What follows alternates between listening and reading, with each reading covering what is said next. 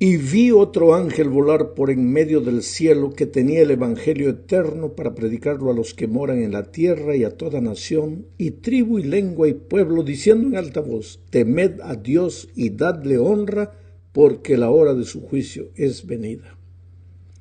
¿Te das cuenta que el remanente aparecería en el escenario profético para anunciar la llegada de la hora del juicio? Bueno, el juicio es parte del tema del santuario. La misión del remanente es predicar el evangelio eterno, pero en el contexto del juicio investigador. Pero tú sabes que no existe juicio sin juez, y tampoco sin abogado, y el abogado es Cristo. Entonces aquí volvemos a Cristo como el centro del tema del santuario, y en realidad como el centro de la Biblia. Hay muchos cristianos que se preguntan por qué damos tanto énfasis al tema del santuario. Solo que este énfasis no es un capricho de la Iglesia, es el tema central de la Biblia. La redención en Cristo, simbolizada en el santuario de Israel, es como un hilo rojo que atraviesa cada página de las Sagradas Escrituras. El Evangelio es eterno, no es una enseñanza particular del Nuevo Testamento. La raíz del Evangelio está en el Antiguo Testamento. Desde que Adán y Eva pecaron, fue necesario que un cordero fuese sacrificado. Y Dios, al sacrificar ese cordero para prepararles túnicas para Adán y Eva, les estaba diciendo que sin derramamiento de sangre no habría remisión de pecados. ¿Sabes, mi amado? El pecado existe, es una realidad incontestable. Todos pecamos y estamos destituidos de la gloria de Dios. La paga del pecado es la muerte. Por tanto, todos tendríamos que morir. Pero allí aparece el Señor Jesús y ofrece su vida por el pecador. Ese acto maravilloso de entregar su vida por el pecador es el tema del sacrificio como centro de la redención. Solo que el ser humano, con su mente finita, pecaminosa, limitada, tendría dificultad para entender este misterio de por qué un Dios maravilloso se hizo hombre para morir por él en la cruz del Calvario. La mente humana no entendería eso. Por eso Dios ilustra lo que sucedió en la cruz a través del ceremonial del santuario. Entonces, los israelitas, por ejemplo, cuando ofrecían todos los días la vida de un inocente cordero como sacrificio por su pecado, ellos estaban viendo ahí y imaginando lo que iba a suceder con el Cordero de Dios que un día sería sacrificado en la cruz del Calvario. Cada vez que el israelita llevaba un corderito al santuario para ser sacrificado, pues recordaba que el precio del pecado es la sangre de un inocente, y en esa víctima inocente el israelita pecador depositaba su confianza de que un día el Cordero de Dios que quita el pecado del mundo moriría por él en la cruz del Calvario. Cada detalle del santuario explica de alguna manera el proceso de la salvación. Nada sucedía en el santuario sin un propósito.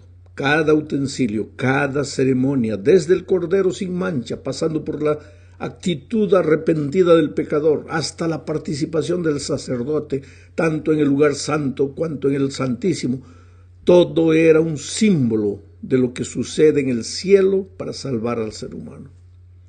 Solo que en el cielo no es necesario el sacrificio de animales, porque los animales eran sacrificados en la tierra. Esos animales eran apenas un símbolo de la verdadera víctima inocente que es Cristo. El autor de la epístola a los Hebreos dice en Hebreos 9, 24 y 26 lo siguiente: en efecto, Cristo no entró en un santuario hecho por manos humanas. ¿A qué santuario se refiere? Al santuario de Israel. En efecto, Cristo no entró en un santuario hecho por manos humanas, simple copia del verdadero santuario. Aquí está claro. Quiere decir que el santuario de Israel fue hecho copia del verdadero santuario, que está en el cielo mismo. Cristo entró ahí para presentarse ahora ante Dios en favor nuestro. Ni entró en el cielo para ofrecerse vez tras vez cómo entra el sumo sacerdote en el lugar santísimo cada año con sangre ajena. Si así fuera, Cristo habría tenido que sufrir muchas veces desde la creación del mundo.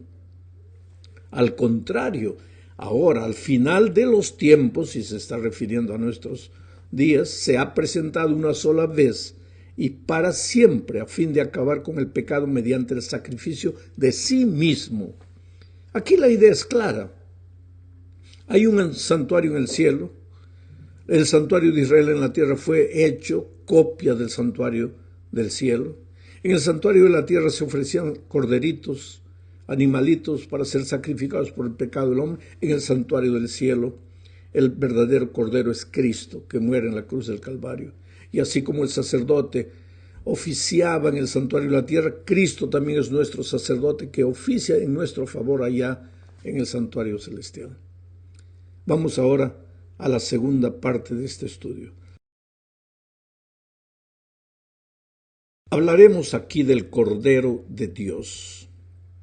Como ya dijimos, los corderos del Antiguo Testamento eran apenas símbolos del Cordero de Dios que quitaría el pecado de la humanidad. Pero para entender lo que significaba el sacrificio del Cordero es necesario viajar a los días de Israel. Lo que necesitamos recordar es lo que sucedía cada vez que un pecador llevaba al santuario un corderito para ser sacrificado por su pecado. Imagina, primero el culpable tenía que colocar las manos sobre el animalito y simbólicamente transferir sus pecados sobre la inocente víctima. Después, en segundo lugar, el culpable mismo y no el sacerdote tenía que degollar al animal. Sabes, esto era terrible porque hay muchas personas, y creo que son la mayoría, a quienes no les gusta ver la sangre. Se sienten mal. Hay inclusive gente que se desmaya cuando ve sangre. Pero en aquel tiempo el pecador tenía que degollar al animal. Él mismo. Primero tenía que transferir sus pecados para el inocente cordero, colocando sus manos sobre él, y después degollarlo. Era la única manera de alcanzar el perdón por su pecado. ¿Hubo pecado? Pues entonces alguien tenía que morir, porque la paga del pecado es la muerte. El pecador no quería morir, pues entonces tenía que degollar al animalito. No tenía el valor de hacerlo, entonces él tenía que morir.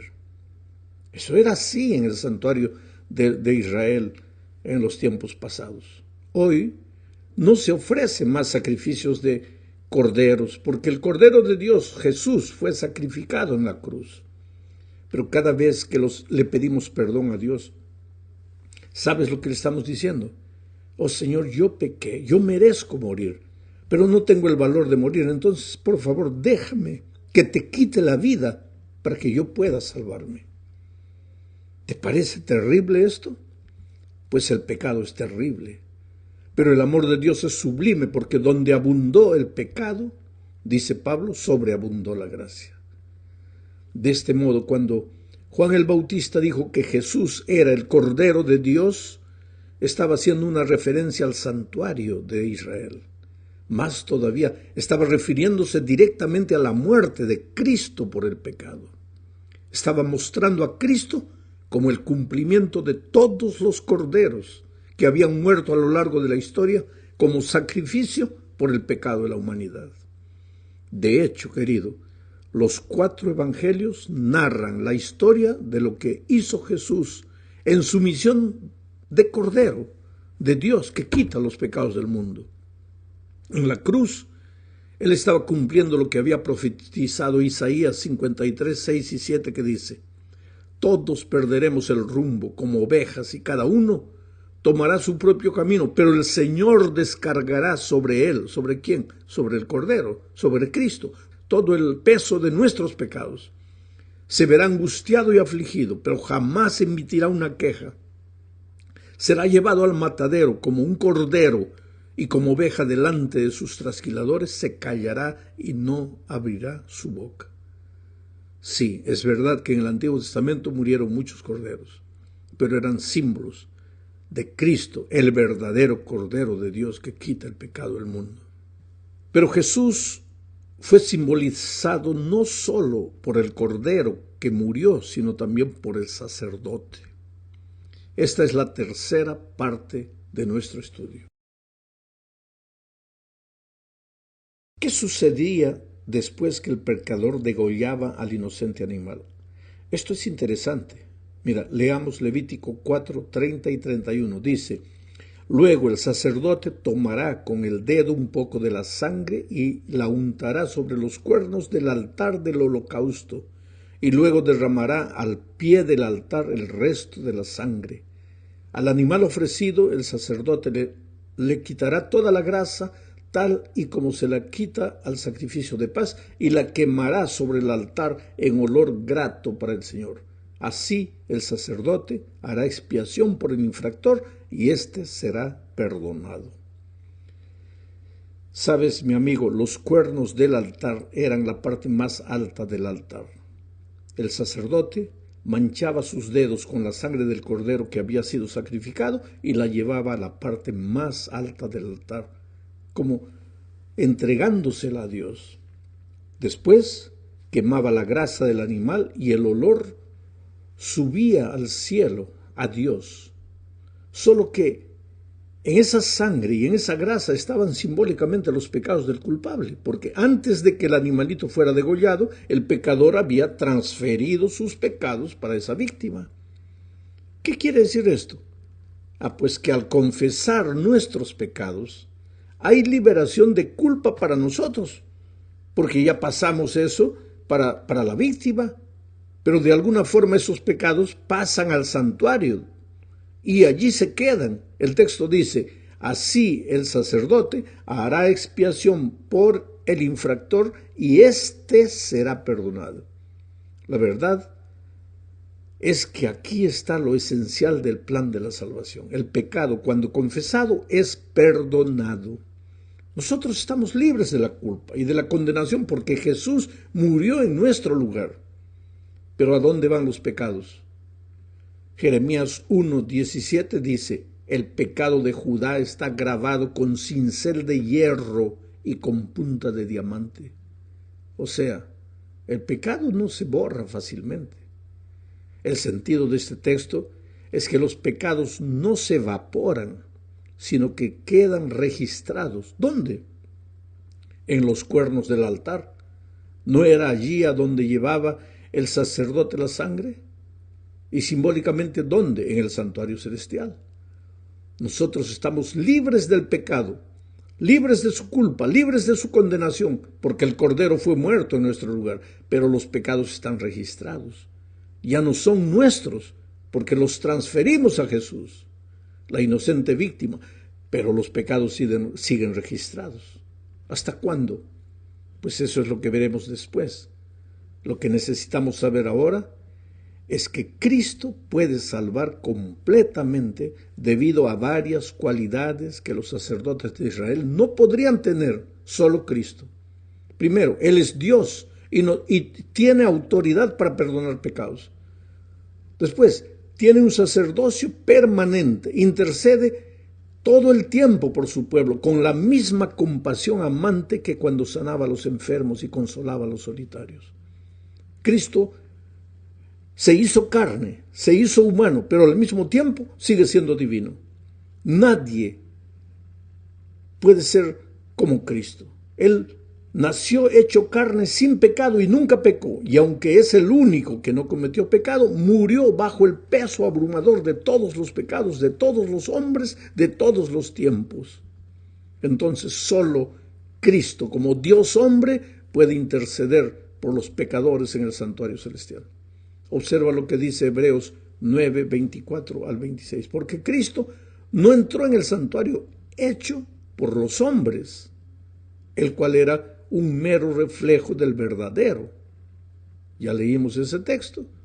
¿Y qué dice? Que Cristo pues se presenta ante Dios como el Cordero que fue muerto y que ahora está en el santuario celestial dispuesto a interceder por su pueblo. En la cuarta parte de este estudio veremos que Cristo es también nuestro intercesor. ¿Por qué? porque el pecado había hecho separación entre Dios y nosotros.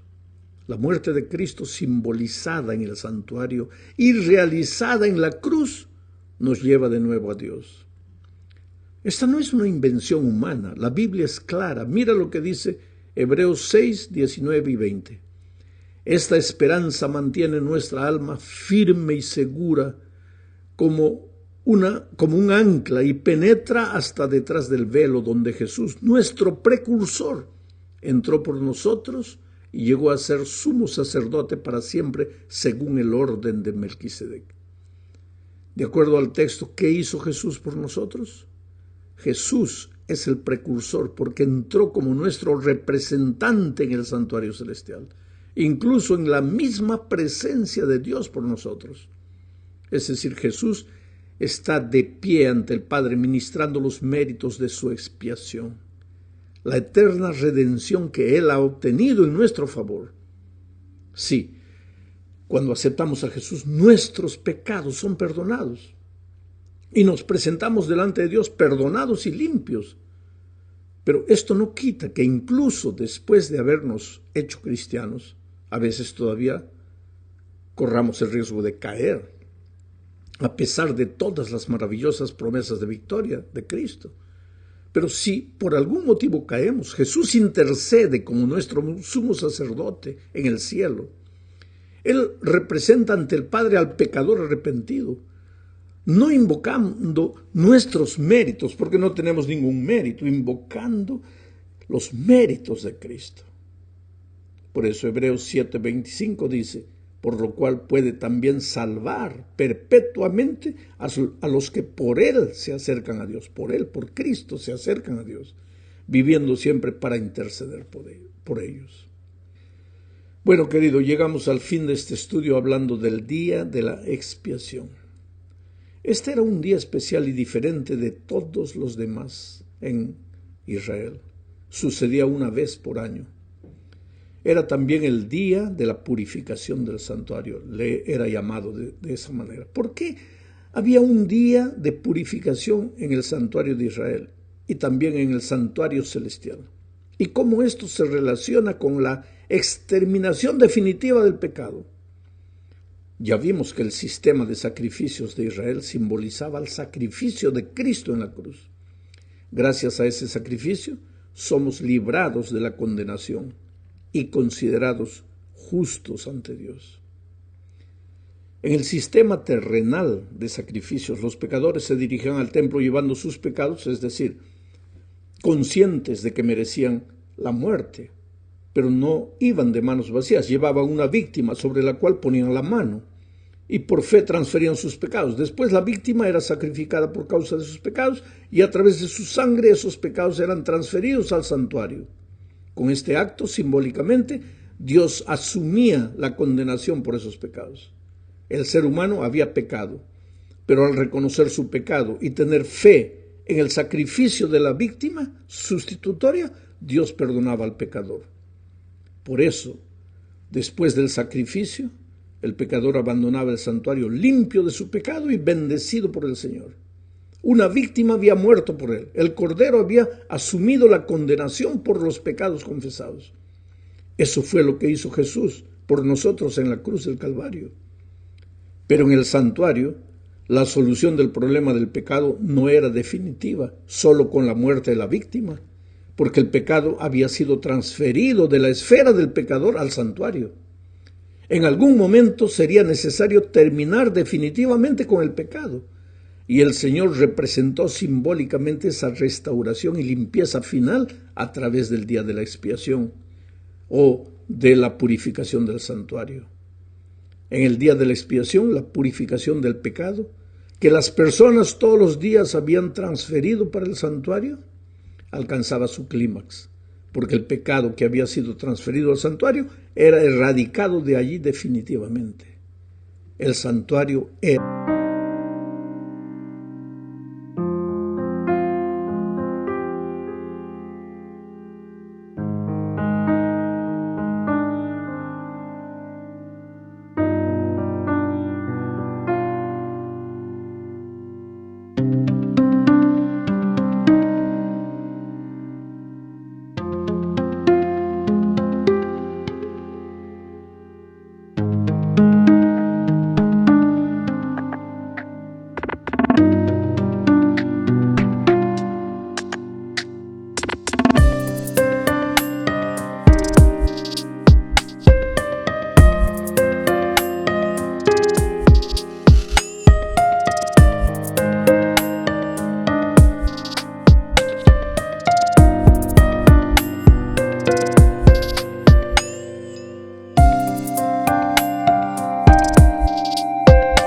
era purificado. El día de la expiación de Israel no era una fiesta, sino un tiempo de renovación espiritual. El pueblo se acercaba al Señor más que nunca.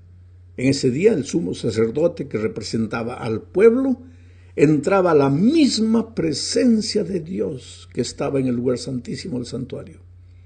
El sacerdote se vestía de una manera especial y diferente porque entraría al lugar santísimo donde estaba el arco del pacto y el propiciatorio. Ahora Dios esperaba que ese día el pueblo dejase de lado la rutina diaria y se consagrase a Él y descansase de su trabajo, porque ese día el santuario estaba siendo purificado. Lo interesante es que en Daniel 8:14 encontramos una profecía que dice: y hasta 2300 tardes y mañanas y el santuario será purificado. Ahora, esa profecía de Daniel ya no se refiere al santuario de Israel. Esa profecía se refiere al santuario celestial. Y si nosotros estudiamos detenidamente la profecía, lo que no es asunto de este estudio hoy,